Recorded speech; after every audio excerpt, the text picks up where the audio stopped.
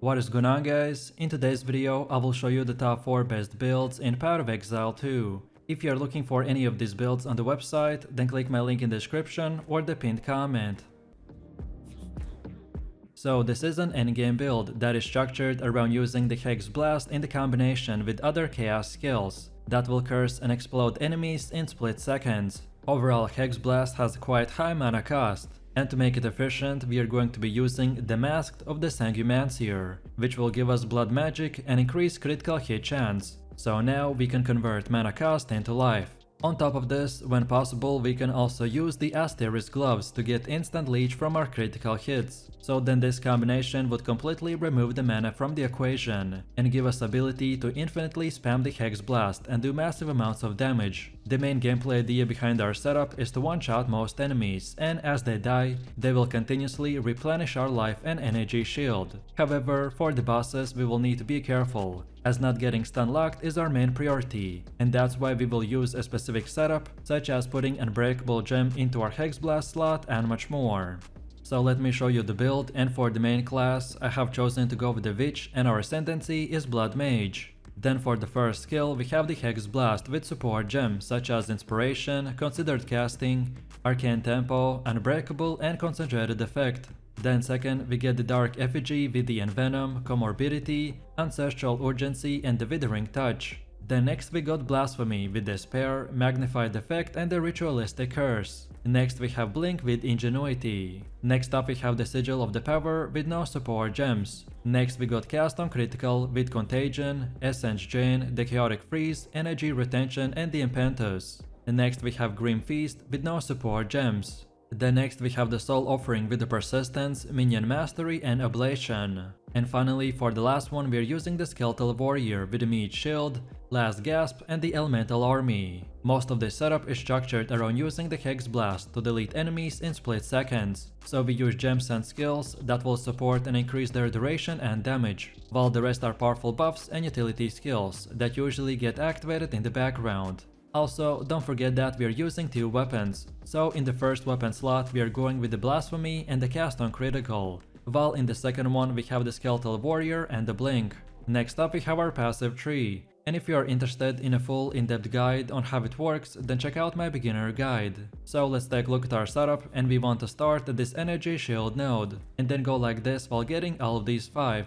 So there are Destruction, Practice Signs, Pure Energy, Dampening Shield and the Critical Overload. Then from here we now move to the right and get all of these 4. So Melding, Critical Exploit, Lingering Horror and the Royal. Then afterwards we circle back a little and then keep going until this point and then go to the left. And here we want to get all of these 3, so the Sudden Escalation, Void and the Heavy Buffer. And then from this point and onwards you can go here and up to the top, and just unlock all the other nodes in whatever order you prefer. All of these nodes that we got are very useful, but the ones I mentioned have the top priority, as they're the most important ones to acquire early on in the game, to make our build functional, and then in the late game to make it even more powerful. And then now let's go all the way to the middle again, and for Ascendancy build, this is what we have. So at the beginning you want to unlock the Sanguimancy. This one is just required to take for every Blood Mage, which will make all of our spells will now cost life as well as mana. Then second we get Vitality Siphon, which will give us Life Leech. This is currently the only way on how to get it, as this will give us a ton of extra recovery and make it very useful, especially against bosses.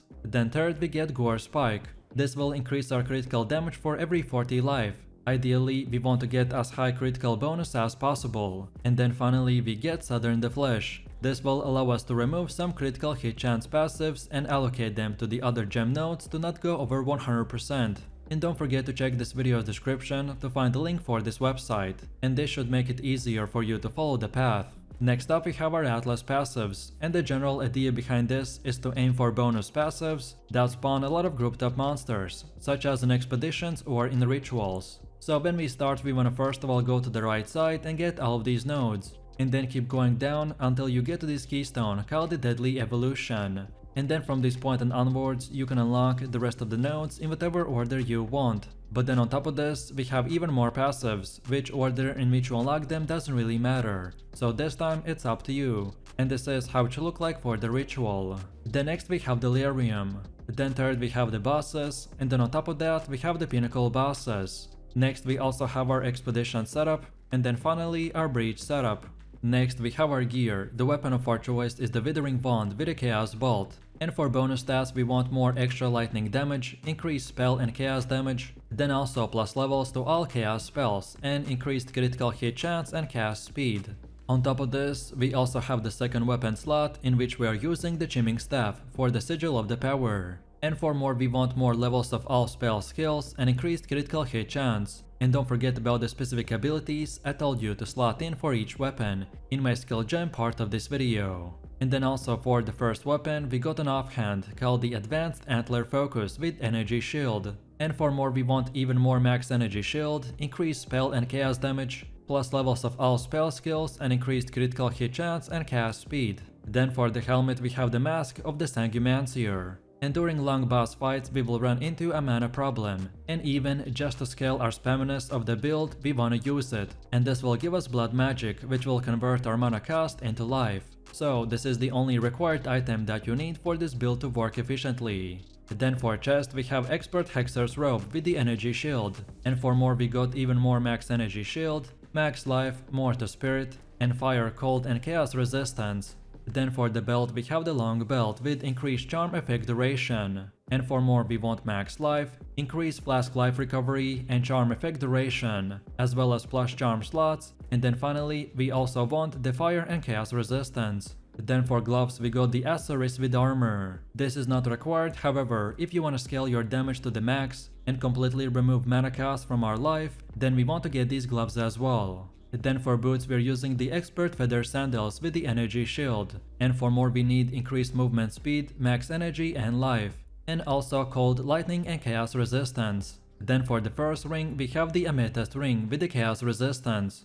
And for bonus stats we got increased chaos damage, max life, increased cast speed, more to all elemental resistances and chaos resistance. While for the second one we have the Pearl Ring with increased cast speed. And for more we want increased chaos damage, max life, increased cast speed, more to all elemental resistances and chaos resistance. And then finally for amulet we have the Solar Amulet with more to spirit. And for extras we got max life and energy shield, then even more to spirit, then plus levels to all spell skills, then even increased critical hit chance and more percentage to all elemental resistances. No matter which gear you choose, just at least try to get 75% resistance cap on all 4 elements. This is just a starter setup, which would be more of an example of what stats and prefixes that you need to look for. And now finally, let's quickly take a look at how this build will work. And this setup is pretty straightforward. So for mapping we simply want to spam the Hex Blast, which when we reduce our mana cost to pretty much 0 and increase our cast speed, then we can even further maximize our DPS output. On top of this, because of the insane spam potential, so we won't have to worry about the enemies, as they will die very quickly. However, for stronger targets, watch out for stuns and getting stun locked, which is the only real danger that we want to avoid as much as possible. And then finally for the boss fights, this time we want to start by activating the Sigil of the Power. And then from this point just again spam the Hex Blast until the boss dies. And then just reactivate debuffs as soon as they expire. This is for sure the best Pathfinder build that pretty much just runs insanely fast and throws out freeze bottles at your enemies that explode through hundreds of targets and one-shots them in split seconds. We are going to be doing about 5 million DPS with a fully maximized gear, and we are also going to be perma-freezing mobs in pinnacle bosses, which will give us a very easy playstyle as we won't have to worry about the enemies too much. Also, for our defense, we are stacking as much energy shield as possible, which will give us anywhere from 8 to 15,000 shields. Overall, this build excels in both clearing and boss fights, and all that we will need to focus on is boosting our survivability and managing flask charges effectively. So let me show you the build, and for the main class, I have chosen to go with the Ranger and our ascendancy is the Pathfinder. Then for the first skill, we have the Shattering Concoction with the support gems such as the Scatter Shot, Martial Tempo, Cold Mastery and the Super Critical. Then second, we got the Escape Shot with no support gems. Next we got the Herald of the Ice with the Cold Penetration, Ice Bite and the Cold Infusion. Next we have the Hypothermia with the Cursed Ground, Heightened Curse and Magnified Effect. Next up we have the Green Feast with no gems. Next we got the cast on critical with the Eye of Winter, Inspiration, Impetus and the Energy Retention. Then next we have the Alchemist Boon with Precision. Next we have the Lightning Warp with the Persistence, Overcharge and the Lightning Mastery. And finally, for the last one, we are using the Ball Lightning with the Arcane Tempo and Acceleration. Most of this setup is structured around using the Scattering Concoction to delete huge amount of enemies in seconds. So we use gems and skills that will support and increase their duration and damage, while the rest are powerful buffs and utility skills that usually get activated in the background. Then next up we have our passive tree. And if you are interested in a full in-depth guide on how it works, then check out my beginner guide. So let's take a look at our setup, and we want to start at this projectile damage node. Then go like this while also grabbing the Honed Instincts and Vile Wounds. Then from here we keep on going while also taking these two, so Master Fletching and the Cooked. And then from this point you can just unlock all the other nodes in whatever order you prefer. So just simply get these nodes that increase our DPS, and then just keep going like this in a straight line. And then finally, after you got most of the nodes, then you can circle back and grab all the last ones like the lightning and the mana regen. This is one of the easiest 3 builds to follow, as pretty much the whole path is in a straight line. So just follow it, and if your build lacks something at that current time, then you can select it as well. And then now, let's go all the way to the middle again, and for Ascendancy build, this is what we have. So at the beginning you want to get the Brew Concoction, as this will give you the option to pick the Shattering Concoction, that provides us with our main skill and which is the core of our build. Then second, we get the Connected Chemistry. Then third, we select the Enduring Elixirs. And then finally, for the last one, we get the Traveler's Wisdom, which gives us 6 extra passive nodes. This might not sound like much, but at the endgame we can see a huge impact, especially if we spend them on more energy shields. So feel free to use the exact same path as I have right here. And don't forget to check this video's description to find the link for this website. And this should make it easier for you to follow the tree. Next up we have our Atlas passives, and this build will benefit a lot from a high pack size, so that our freeze can spread through the use of the Shattering Concoction. So then when we start, we wanna first of all go to the left side, and then get all of these nodes. Then next we now go to the right and get all of these nodes as well. And then from this point and onwards, you can unlock the rest of the nodes in whatever order you want. But then on top of this, we have even more passives, which order in which you unlock them doesn't really matter. So this time it's up to you. And this is how it should look like for the ritual. Then next we have Delirium. Then third we have the bosses, and then on top of that we have the pinnacle bosses. Then next we also have our expedition setup, and then finally our breach setup. Now in the next part we have our gear. The weapon of our choice is the Widow Whale with as much quiver effect as possible. So at least 220% is highly recommended, as this will make you hit the 300% breakpoint with all of the nodes on the passive skill tree. However, if you are going full solo and you don't want a Widow Whale, then use any bow that has plus levels of all projectile skills, or pretty much anything else that would increase our DPS. On top of this, we also have an offhand called the Visceral Quiver, and the most OP thing on this one is increased damage with the bow skills. However, we've heard that developers might nerf it soon, so if that happens, they look for stats like plus levels of all projectile skills, increased crit chance and projectile speed. Then for the helmet we have the Expert Wicker Tiara with the Energy Shield, and for more we want max and increased even more Energy Shield, and Fire and Lightning Resistance. Then for chest we have the Expert Cant Raiment with the Energy Shield, and for more we want increased mana regen, max and increased Energy Shield, more to Spirit and Cold and Lightning Resistance. Then for the belt we have the Fine Belt with the faster flask recovery. And for the bonus stats we got increased even more flask recovery, fire and lightning resistance, as well as more to charm slots. Then for gloves we got the Expert Javel Gloves with the Energy Shield. And for more we want even more max and increased Energy Shield, increases to attack speed, cold resistance and increased critical damage bonus. Then for boots we're using the Expert Feather Sandals with the Energy Shield. And for more we want increased movement speed, max Energy Shield and fire resistance. Then for the first ring we got the Breach Ring with the max quality of 50%. And for more we got increased cold damage, intelligence, cold and chaos resistance. While then for the second one we have the Sapphire Ring with the cold resistance. And for more we got cold damage, intelligence and lightning and chaos resistance. And then finally for the amulet we have the Lunar Amulet with the max energy shield. And for more we want even more energy shield, more to spirit, plus levels of all projectile skills, and percentage to critical damage bonus. No matter which gear you choose, just at least try to get 75% resistance cap on all 4 elements. This is a starter setup, which would be more of an example of what stats and prefixes to look for. And now finally, let's quickly take a look at how this build will work. And as you can see from the gameplay, this is one of the easiest and simplest builds in the game. So while running around in a map, you should not be using anything more than just the Shattering Concoction. Rare monsters will die very fast because of the freeze and the high crit chance. However, the only thing that we need to use is our life flasks to keep our energy shields.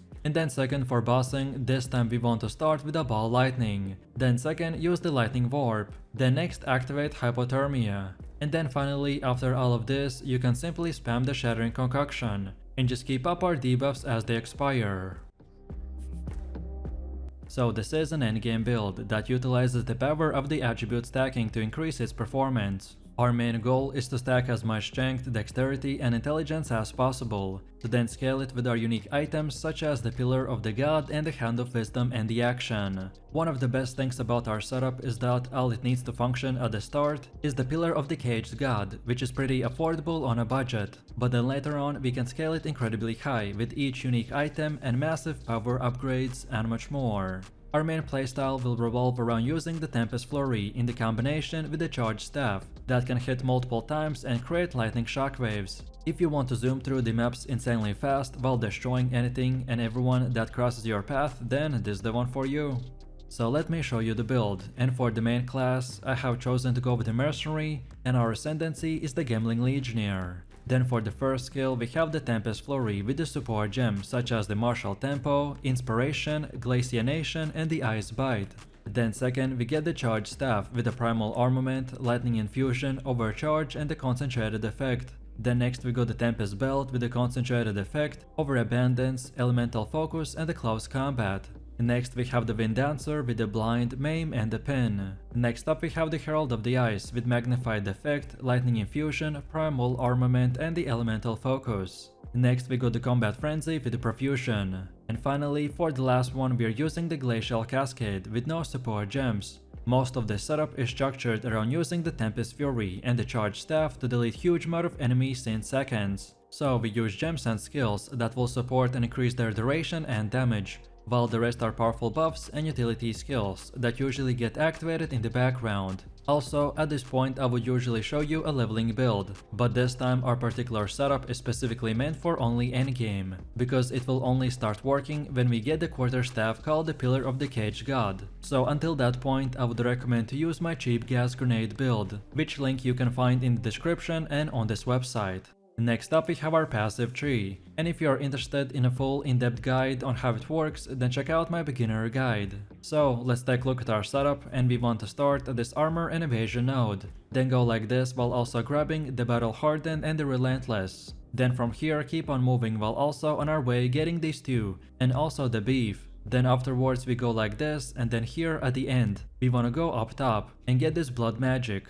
We want to use this specific node because scaling mana and handling mana cost is expensive, while maintaining very high tankiness, so this is a great keystone to solve any potential mana problem. Then after this, we now want to circle back and this time go to the bottom and get this brute strength. And then as you can see from here, the whole path pretty much just goes in a straight line, so just follow it while also grabbing everything that you can see right here. The only thing that you need to keep in mind is that you don't need to get these two, so the Lightning Rod and the Flash Storm, if you still haven't equipped the Hands of the Wisdom and Action. And then from here, the most important nodes and the ones we want to get is the Storm and the River, as they increase our evasion rating while also letting the freeze to build up faster for more consistent explosions with the Herald of the Ice. And on top of this, it also makes keeping up our charged staff much easier, by giving it an extra duration when consuming a single power charge, since it counts as using an extra charge. And then finally, the last most important part is the resonance, as it is one of the core nodes of our build. It will convert the frenzy charges gained from the combat frenzy into the power charges, which will allow us to cast our insane charged staff. And then now let's go all the way to the middle again, and for Ascendancy build, this is what we have. So at the beginning you want to get the adaptive capability, then second get the enhanced effectiveness, Because of how many attributes we will stack, this node will grant us a massive amount of life early on. With about 500 strength, this node will result in more than 1000 extra life. Then for the third one we want to get the integrated efficiency. And then finally for the last one we get the gem studded, which is another powerful node. If we don't get this one, then our build will run out of the effective support gems. So we want to get it to not only increase our DPS, but also to create the bigger explosions by using the Herald of the Ice. So feel free to use the exact same path as we have right here. And don't forget to check this video's description to find the link for this website. And this should make it easier for you to follow the path.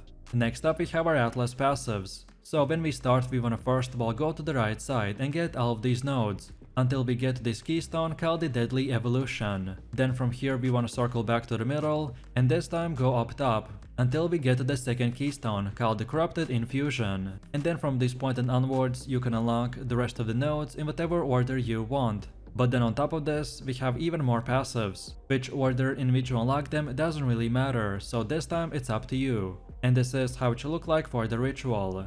Then next we have Delirium. Then third we have the bosses, and then on top of that we have the pinnacle bosses. Then next we also have our expedition setup, and then finally our breach setup. Then next we have our gear. The weapon of our choice is the Pillar of the Cage God. This is relatively cheap and common item, however in the early game we want to use the Glacial Rune or the Storm Rune to increase its flat damage output even more. On top of this, if you get lucky enough, then you can also find this quarterstaff with 3 sockets. Then for the helmet we have the 3 dragons. And after you get the Hounds of the Wisdom in action, then this is the third priority that you should get, as it is mandatory to ensure that you are freezing enemies for a massive Herald of the Ice explosion. Then for the chest we have the Warrior Invictus. This is another powerful item, but this time not mandatory whatsoever, so use this one or anything similar. And for stats we want to focus on increased evasion, more to strength, dexterity and intelligence, and more resistances like fire, cold, lightning and chaos. Then for the belt we have the double belt with increased charm charges.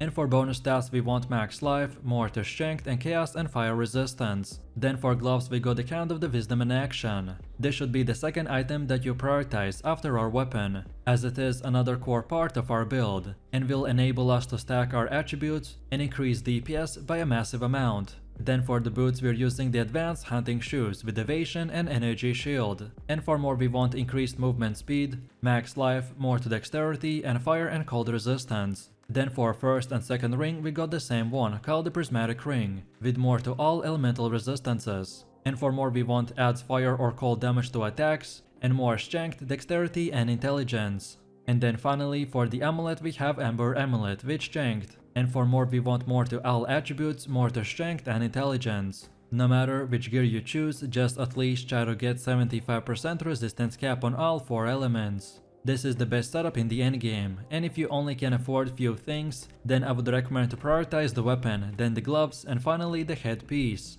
And now finally, let's quickly take a look at how this build will work. So for maps and AoV farming, we simply want to spam our Tempest flurry while making sure to maintain the charge staff for as long as possible. However, then for single targets and boss fights, we want to start by attacking with the Tempest flurry to generate combo stacks. So then we use our Tempest belt and then continue attacking with the Tempest flurry. This combo will freeze the bell and generate a power charge. So then afterwards we use our power charge by casting the charge staff. So then, once the charge staff is active, we want to continue attacking the target with the Tempest Fury, and replace the Tempest Bell whenever it goes down.